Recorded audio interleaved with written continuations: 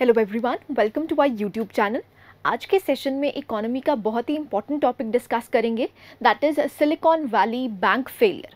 अब देखिए, इस वीडियो में हम जानने की कोशिश करेंगे कि ये जो बैंक है, काफ़ी बड़ा बैंक था, ये क्यों डूबा, क्यों फेल हुआ, इसके रीजंस क्या है और क्या जो फाइनेंशियल क्राइसिस 2008 में हुआ था वो रिपीट हो सकता है, उसके बारे में भी जानने की कोशिश करेंगे।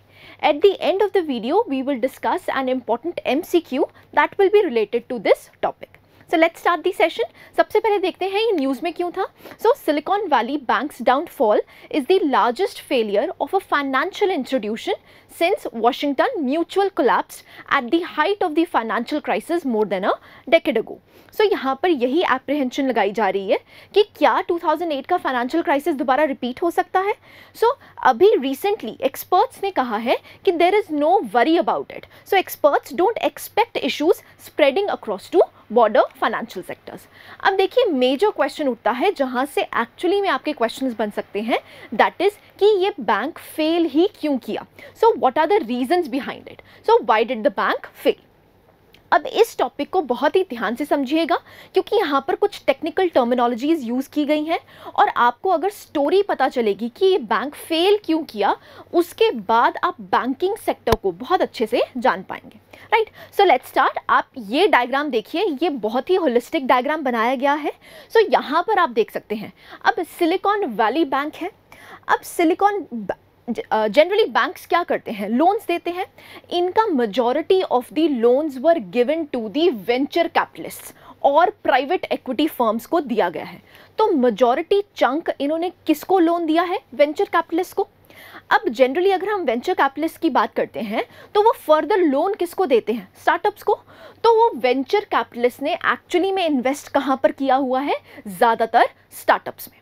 राइट, अब देखिए यहाँ पर बैंक के पास दो ऑप्शंस हो सकती हैं, या तो वो वेंचर कैपिटलिस्ट को सीधा लोन दे दे या फिर वो स्टार्टअप्स में सीधा लोन दे दे।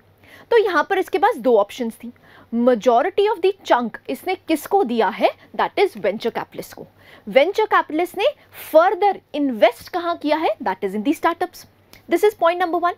अब देखिए, इन स्टार्टअप्स का बहुत सारे स्टार्टअप्स ऐसे थे जिनका बैंक अकाउंट कहाँ पर था, that is in this bank, that is silicon valley bank.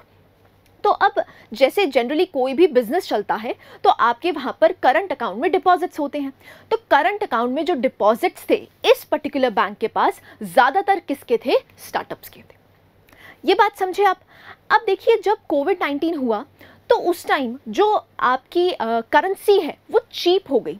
Cheap हो गई तो इसका मतलब क्या है, बहुत सारा कैश कहाँ पर इनफ्लो होने लगा, that is in the silicon valley bank. अब सिलिकॉन वैली बैंक पे जो करंट डिपॉजिट्स हैं वो बहुत ह्यूज नंबर में हो गए। अब इसका मतलब क्या है, बैंक के पास बहुत सारा पैसा पड़ा है। अब वो पैसा या तो वो लोन में देगा, नंबर 1, या फिर वो कहीं ऐसे इन्वेस्ट करेगा कि जिससे कि उसको रिटर्न आए। राइट, अब उसने majority of the chunk, silicon valley bank के पास काफ़ी सारा पैसा इकट्ठा हो गया कोविड-19 में। अब कोविड-19 में जब इकट्ठा हुआ तो बैंक ने क्या किया कि हम इन्वेस्ट कर लेते हैं, हम अपना प्रॉफिट कमा लेते हैं। तो उन्होंने ज़्यादातर अपने जो पैसा है इन्वेस्ट कहाँ पर किया, that is in the securities और दी बॉन्ड्स, गवर्नमेंट बॉन्ड्स में इन्होंने इन्वेस्ट कर दिया। अब यहाँ तक सब कुछ परफेक्ट था, बैंक ने कोई भी गलती नहीं की। इनका बिजनेस मॉडल ही ऐसा था कि इन्होंने मेजॉरिटी ऑफ द चंक पैसा कहाँ पर दिया, वेंचर कैपिटलिस्ट को। वेंचर कैपिटलिस्ट ने आगे स्टार्टअप्स में इन्वेस्ट कर दिया। यहाँ तक मॉडल बिल्कुल ठीक है। उसके बाद इनके पास जब कैश इनफ्लो बहुत ज़्यादा बढ़ गया, उसके बाद इन्होंने कहाँ पर इन्वेस्ट किया, गवर्नमेंट सिक्योरिटीज़ में, जिनको सबसे ज़्यादा सिक्योर्ड इन्वेस्टमेंट कही जाती है। तो ये सिक्योर्ड इन्वेस्टमेंट में इन्होंने किया। जनरली इन्होंने लॉन्ग टर्म बॉन्ड्स खरीदे। अब लॉन्ग टर्म बॉन्ड्स, यहाँ तक भी बात बिल्कुल परफेक्टली करेक्ट है। अब इन्होंने एप्रीहेंड किया कि यहाँ पर जो यील्ड है वो स्लटिश ही रहेगी, जनरली 1% to 2% में ही वेरी करेगी।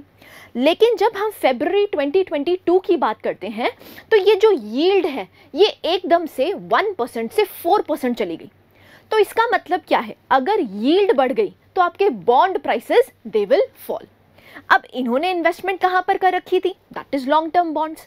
जो लॉन्ग टर्म बॉन्ड्स की प्राइसेस हैं वो एकदम से स्लैश डाउन कर गई। तो आपको पता है yield is inversely proportional to bond prices. अब क्योंकि यील्ड 1% से 4% तक बढ़ गई, इसका मतलब यील्ड बढ़ गई, तो यहां पर मतलब क्या है कि बॉन्ड प्राइसेस स्लैश डाउन कर जाएंगी। और इन्होंने मेजॉरिटी ऑफ द इन्वेस्टमेंट कहां पर कर रखी थी? Approximately 77% of their investments were invested in the government securities, long term bonds. अब क्योंकि बॉन्ड प्राइसेस स्लैश डाउन कर गई, तो इसीलिए यहां पर जो इनकी इन्वेस्टमेंट्स हैं वो भी क्रैश डाउन कर गई। अब जब क्रैश डाउन कर गई तो वहां पर जो वेंचर कैपिटलिस्ट हैं उन्होंने स्टार्टअप्स को कहना स्टार्ट कर दिया कि आप जाओ और अपने बैंक से अपने पैसे वापस लेना स्टार्ट करो। जब वापस लेना स्टार्ट करो तो यहां पर एक सिचुएशन आ गई that is known as bank run. Bank run का मतलब क्या होता है? जिन्होंने यहां पर डिपॉजिट करवाया होता है पैसा, वो सारे के सारे इकट्ठे उस बैंक के पास चले जाते हैं और अपना पैसा वापस मांगना शुरू कर देते हैं। तो यहां पर बैंक रन की सिचुएशन आ गई। इसी की वजह से जो सिलिकॉन वैली बैंक है वो इतने ज्यादा क्राइसिस में आपको देखने को मिला। सो मेयर रीजन क्या है यहाँ पर? क्योंकि जो यील्ड प्राइसेस हैं, यील्ड परसेंटेज है वो 1% से एकदम से 4% चली गई, जिसकी वजह से आपकी बॉन्ड प्राइसेस कम हो गई और मेजॉरिटी ऑफ द इन्वेस्टमेंट जो इस बैंक ने है कहां पर कर रखी थी? That is in the bonds. और बॉन्ड्स प्राइसेस जो है वो एकदम से स्लैश डाउन कर गए, जिसकी वजह से बैंक रन की सिचुएशन आ गई। आई होप यहां तक आपको प्रॉपरली क्लियर हुआ होगा कि ये जो बैंक फेलियर है वो हुआ कैसे, राइट? सो इनका बिजनेस मॉडल आपको देखने को मिलता है। सबसे बड़ी दिक्कत क्या है कि जो इनका बिजनेस मॉडल था, इन्होंने एक ही टाइप में ज़्यादातर लोन्स दे दिए थे, वेंचर कैपिटलिस्ट को ज़्यादातर लोन दे दिए थे। तो डाइवर्सिफाइड यहाँ पर लोन कैटेगरीज आपको देखने को नहीं मिलती, जिसकी वजह से ये जो बैंक रन की सिचुएशन हुई है वो हुई है, right? So this was the topic all about कि ये बैंक रन हुआ कैसे, ये सिलिकॉन वैली बैंक फेल कैसे हुआ, राइट? अब आता है व्हाट हैपेंस नेक्स्ट। ऑब्वियस सी बात है, इतना बड़ा बैंक अगर फेल कर गया, क्या इसके रिपल इफेक्ट्स आपको देखने को मिलेंगे? यस, रिपल इफेक्ट्स देखने को मिलेंगे, बट कहां पर? स्टार्टअप्स में। अब स्टार्टअप्स के पास पैसा नहीं है। अगर स्टार्टअप्स के पास पैसा नहीं है, जस्ट अ सेकेंड, अगर स्टार्टअप्स के पास पैसा नहीं है तो वो एम्प्लॉइज को अपनी सैलरीज कैसे देंगे, राइट? उसकी वजह से क्या होगा? अनएम्प्लॉयमेंट बढ़ेगी। अनएम्प्लॉयमेंट बढ़ेगी तो उसकी वजह से क्या होगा? इन्फ्लेशन पे आपको देखने को मिलेगा इफेक्ट, सो ऑन। तो ये जो सर्कल है ये चलना शुरू हो जाएगा। ये जो एक्सपर्ट्स हैं they are apprehensive about it, right? So what happens next? So हम देख सकते हैं यहाँ पर मेजॉरिटी आपको दो बड़ी प्रॉब्लम्स देखने को मिलती हैं सिलिकॉन वैली बैंक में। सबसे पहली प्रॉब्लम देखते हैं, problem number 1 is large deposits. अब ये जो लार्ज डिपॉजिट्स हैं वो किसकी हैं? स्टार्टअप्स की हैं। अब स्टार्टअप्स ने यहाँ पर बहुत सारे डिपॉजिट्स कर रखे थे। अब आपको पता है हर बैंक की इंश्योरेंस होती है। अब यहाँ पर अगर हम फेडरल बैंक की बात करते हैं तो फेडरल बैंक कितना इंश्योर करता है? That is $250,000। 250,000 से ऊपर का जो भी आपके पास यहाँ पर डिपॉजिट्स हैं वो इंश्योर्ड नहीं है। अब अगर वो इंश्योर्ड नहीं है तो इसका मतलब क्या है? स्टार्टअप्स को अपना पैसा वापस नहीं मिलेगा, फॉर द टाइमिंग तो नहीं मिलेगा। अगर उनको फॉर द टाइमिंग भी नहीं मिलेगा, स्टार्टअप कल्चर एक ऐसा कल्चर है जिनको एक्चुअली में पैसा चाहिए, जिनको एक्चुअली में अपने एम्प्लॉयज़ को पैसा देना है। अब वो अपना पैसा नहीं दे पाएंगे और अनएम्प्लॉयमेंट रेट बहुत ज़्यादा बढ़ जाएगा। सो नेक्स्ट स्टेप क्या है? क्योंकि इनके पास लार्ज डिपॉजिट्स थे और आपको पता है कि फेडरल गवर्नमेंट एक्चुअली में इंश्योर कितने डिपॉजिट्स करती है? $250,000 के। उसके अबव जो भी आपके डिपॉजिट्स इंश्योर्ड हैं वो अनइंश्योर्ड रहेंगे, राइट? सो आप देख सकते हैं at the moment all of the money can't be accessed and likely will have to be released in an orderly process. But many businesses cannot wait weeks to get access to funds to meet payroll and office expenses, जिसकी वजह से आपको बहुत huge number में layoffs और unemployment के rate high होते हुए दिखेंगे। सबसे पहली प्रॉब्लम क्या है? क्योंकि इनके पास लार्ज डिपॉजिट्स थे। किसके थे? स्टार्टअप्स के थे, जिसकी वजह से क्या हुआ? अब जो स्टार्टअप्स हैं वो अपने एम्प्लॉयज़ को पैसा नहीं दे पाएंगे और बहुत से इंडिविजुअल्स को उनको ले ऑफ करना पड़ेगा। This is problem number 1। अब प्रॉब्लम नंबर 2 क्या है? No buyer of silicon valley bank. अब देखिए, या तो डूब रहा है बैंक, तो दूसरा जो बैंक है जो एक्चुअली में प्रॉफिट में है वो इसको खरीद सकता है, लेकिन इवेंचुअली अभी तक भी कोई भी सिलिकॉन वैली बैंक को लेने में इंटरेस्टेड नहीं है। सो सेकेंड प्रॉब्लम क्या है? There is no buyer for silicon valley bank. Typically bank regulators look for a stronger bank to take on the assets of the failing bank. अब जो falling bank है वो actually में उसके अगर strong asset size है तभी वो बैंक उसको खरीदने में इंटरेस्टेड होगा, लेकिन सिलिकॉन वैली बैंक में ऐसा नहीं है। डाइवर्सिफाइड पोर्टफोलियो भी आपको देखने को नहीं मिलती, जिसकी वजह से कोई भी मेजॉरिटी वाला बैंक जो है वो इसको खरीदने में राजी नहीं है। तो ये जो फेलिंग बैंक है इसको भी कोई खरीदने में राजी नहीं है। So a bank buying Silicon valley Bank could go a long way to resolving some of the problems tied with the money that startups can't get to right now। अभी उनको पैसा नहीं मिल सकता, क्यों? क्योंकि मेजॉरिटी बैंक कोई भी silicon valley bank को नहीं लेना चाहता। सो दो प्रॉब्लम्स क्लियर हो गई। सबसे पहली प्रॉब्लम क्या थी? लार्ज डिपॉजिट्स की। सेकेंड प्रॉब्लम क्या है कि कोई भी bank, there is no buyer for silicon valley bank. So this will happen, there are two criterias कि what will happen thereafter, right? अब देखते हैं, is this a sign that we could repeat what happened in 2008? So यहाँ पर जो scholars हैं, जो experts हैं, वो कह रहे हैं at the moment no, and the experts don't expect there to be any issues spreading to the broader banking sector। क्यों? क्योंकि ये जो पर्टिकुलर बैंक है इसका जो बिजनेस मॉडल था, उस बिजनेस मॉडल में आपको ये देखने को मिला है कि ज़्यादातर लोन्स इन्होंने किसको दिए थे? वेंचर कैपिटलिस्ट को दिए थे, और एक्चुअली में ये एक सेक्टर को ही इफेक्ट कर रहा है। वो सेक्टर कौन सा है? स्टार्टअप सेक्टर है। दो आपको स्टार्टअप सेक्टर में रिपल इफेक्ट देखने को मिलेगा, but as a whole economy की अगर बात करते हैं तो यहाँ पर आपको फाइनेंशियल क्राइसिस 2008 की तरह देखने को नहीं मिलेंगे। क्यों? क्योंकि इनका जो बिजनेस मॉडल था that was catered to venture capitalist and private equity funds, right? So silicon valley bank was large but had a unique existence by servicing nearly exclusive the technology world and VC backed companies। venture capitalist backed companies जो हैं वहीं पर इनकी जो servicing है वो आपको देखने को मिलती है। तो इसलिए एक स्मॉलर सेक्टर को ही ये केटर करता था, एक वाइडर सेक्टर को ये केटर नहीं करता था, राइट? सो इसीलिए हम कह सकते हैं कि जो 2008 का फाइनेंशियल क्राइसिस है, दो ये बैंक ह्यूज था, बट क्या इसके रिपल इफेक्ट्स आपको हर डाइवर्सिफाइड इकोनॉमी में देखने को मिलेंगे? नहीं। यहाँ पर आपको जो रिपल इफेक्ट है वो कहाँ पर देखने को मिलेगा? That is in the startup sector, right? So other banks are far more diversified across multiple industries. So बहुत सारे बैंक्स ऐसे हैं जिन्होंने अपनी पोर्टफोलियो को डाइवर्सिफाई कर रखा है, लेकिन ये जो पर्टिकुलर बैंक था यहाँ पर आपको डाइवर्सिफिकेशन नहीं देखने को मिलती है। सो यहाँ पर यही कहा जा रहा है कि जो इकोनॉमिक रिपल इफेक्ट है वो आपको कहाँ पर देखने को मिलेगा? स्टार्टअप्स में देखने को मिलेगा।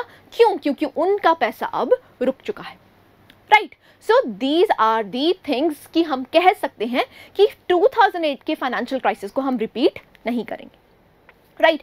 So this was the holistic coverage of this sector. Silicon valley bank क्यों फेल हुआ, सबसे मेजर पार्ट वही है, रीजन क्या रहा है और क्या इसका वे फॉरवर्ड हो सकता है, वो भी हमने पढ़ने की कोशिश करी। अब हम यहाँ पर एक MCQ को डिस्कस करेंगे जो कि आपके पेपर पॉइंट ऑफ व्यू से काफ़ी इंपॉर्टेंट हो जाता है। So we'll discuss a question है। सो क्वेश्चन है, Indian government bond yields are influenced by which of the following. अब देखिए यहाँ पर हमने बॉन्ड यील्ड्स और यहाँ पर बॉन्ड प्राइसेस को डिस्कस किया है। आपसे ये पूछा गया है इंडियन गवर्नमेंट बॉन्ड यील्ड की अगर बात करते हैं तो वो किस किस फैक्टर पे इफेक्ट होगी। ए है, फर्स्ट स्टेटमेंट है action of the US Federal Reserve, second है action of the Reserve Bank of India, third है inflation and short term interest rates. आपको सिलेक्ट करना है कौन सी स्टेटमेंट्स करेक्ट हैं।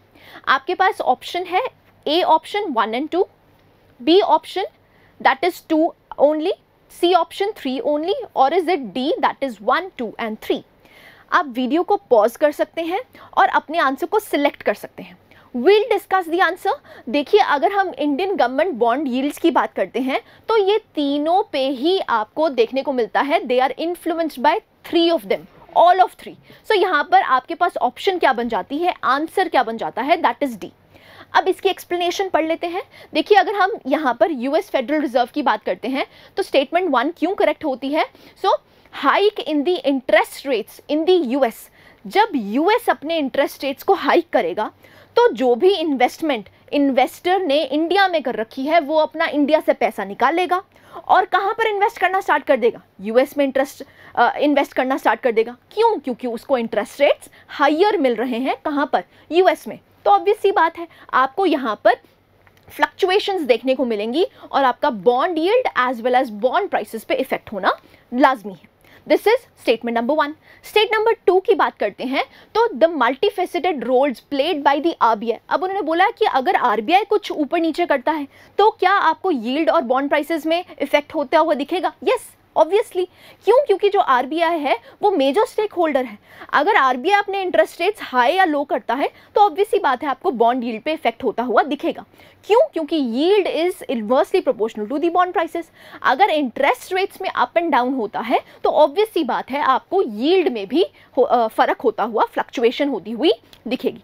राइट। ऐसी आपकी अगर स्टेटमेंट 3 की बात करते हैं, सो अगर हम शॉर्ट टर्म इंटरेस्ट रेट्स की बात करते हैं और इन्फ्लेशन की बात करते हैं, so they are the key drivers of interest rates.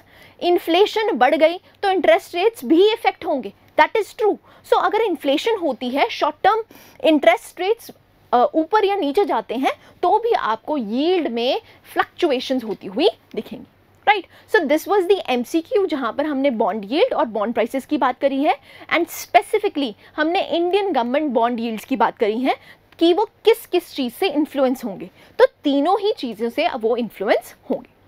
Right. So this was the session जहां पर हमने होलिस्टिकली कवर किया है silicon bank valley failure. Thank you so much.